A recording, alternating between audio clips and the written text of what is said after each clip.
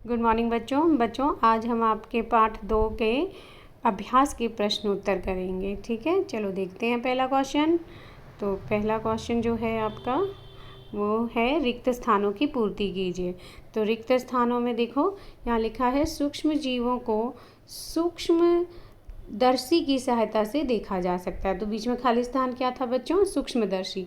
तो सूक्ष्म जीवों को हम किसकी मदद से देख सकते हैं? सूक्ष्मदर्शी की मदद से।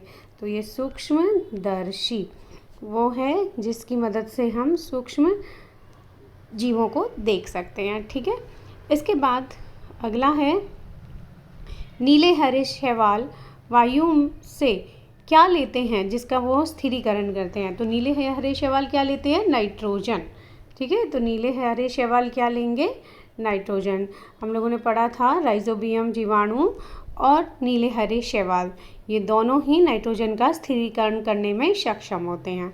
ठीक है, तो यहाँ पर नीले हरे शैवाल है तो वो नाइट्रोजन का स्थिरीकरण करेंगे। ठीक है, इसके बाद अगला क्वेश्चन जो रिक्त स्थान में दिया है वो है अल्कोहल का उत्पादन। अल्कोहल के उत्पादन के लिए हम लोगों ने बच्चों आपको याद होगा कि हमने किण्वन की प्रक्रिया पढ़ी थी। कौन सी प्रक्रिया बच्चों?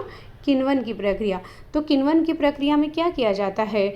ईस्ट जो होती है उसका प्रयोग किया जाता है। ईस्ट जो कवक है एक, उसका प्रयोग करके जो किसमें जो उसको मिक्स किया जाता है? शर्करा में।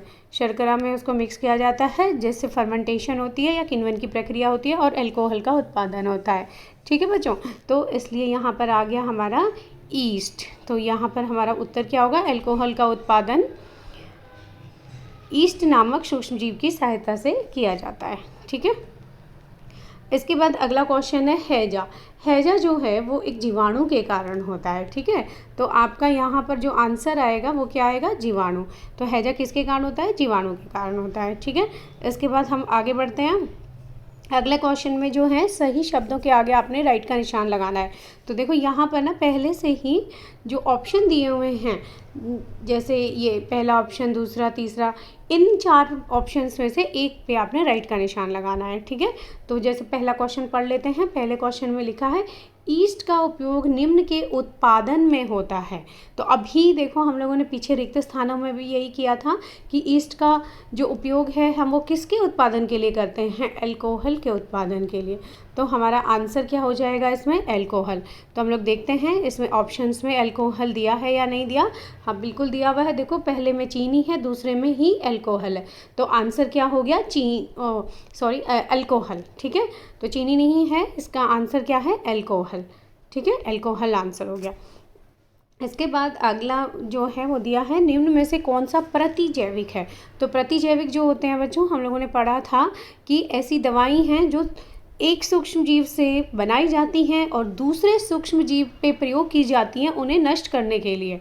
ठीक है, तो प्रतिजैविक जो दवाइयाँ थी वो उसमें सबसे पहली हम लोगों ने पढ़ी थी पेनिसिलिन। पेनिसिलिन जो प्रतिजैविक थी उसका सबसे पहले उत्पादन किया गया था। तो इसी तरह से और जो होती हैं उनमें से यहाँ पर देखो नाम किसका दिया हुआ है, हम लोग ऑप्शन पढ़ते हैं। तो पहला ऑप्शन है सोडियम बाइकार्बोनेट, दूसरा है स्ट्रेप्टोमाइसिन। तो ये स्ट्रेप्टोमाइसिन है, ये आपका आंसर होगा। स्ट्रेप्टोमाइसिन एक प्रतिजैविक है। ठीक है, इसके बाद तीसरा देखते हैं मलेरिया परजीवी का वाहक है। तो वाहक कौन होते हैं? जो मतलब एक माध्यम का काम करते हैं, माध्यम का काम करते हैं वाहक। तो वाहक जैसे कीट हो गए, ठीक है, या मक्खी मच्छर, ये सब एक वाहक का काम करते हैं कि एक जीव से दूसरे जीव तक इन जो बीमारियां होती हैं, जो रोग होते हैं उनको पहुंचाने का काम करते हैं। तो यहाँ पर देखते हैं हम ऑप्शन में क्या क्या दिया हुआ है। मादा एनाफ्लीज मच्छर, कॉकरोच, तितली, घरेलू मक्खी। ठीक है, तो यहाँ देखो क्वेश्चन में पूछा है मलेरिया परजीवी। तो मलेरिया परजीवी कौन फैलाता है? मादा एनाफ्लीज मच्छर। ठीक है, तो आंसर हो गया मादा एनाफ्लीज मच्छर।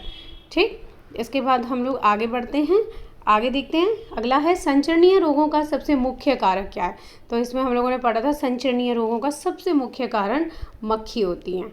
ठीक है ना, मक्खी जो घरेलू मक्खी जो गंदी स्थानों पर बैठकर हमारे भोजन को दूषित करती हैं, जब हमारे भोजन पर भी बैठ जाती हैं। ठीक है, तो इसका आंसर हो गया मक्खी। ठीक है, तो इसके बाद अगला क्वेश्चन देख लेते हैं। ब्रेड अथवा इडली फूल जाती है तो किसके कारण फूल जाती है ब्रेड और इडली? तो हम लोगों ने पढ़ा था बच्चों, जैसे मैंने जब तुम्हें पाठ करवाया था तो बताया था कि ईस्ट जो होता है उसको हम इसमें डाल लेते हैं। ब्रेड या इडली बनानी हो तो हम लोग ईस्ट का जो पाउडर होता है उसका प्रयोग किया जाता है, जिससे उसमें कार्बन डाइऑक्साइड गैस बनती है ना। तो ईस्ट कोशिकाओं की जो वृद्धि होती है तो उससे ब्रेड और इडली जो होती हैं फूल जाती हैं। तो अपना आंसर क्या हो गया, ईस्ट कोशिकाओं की वृद्धि।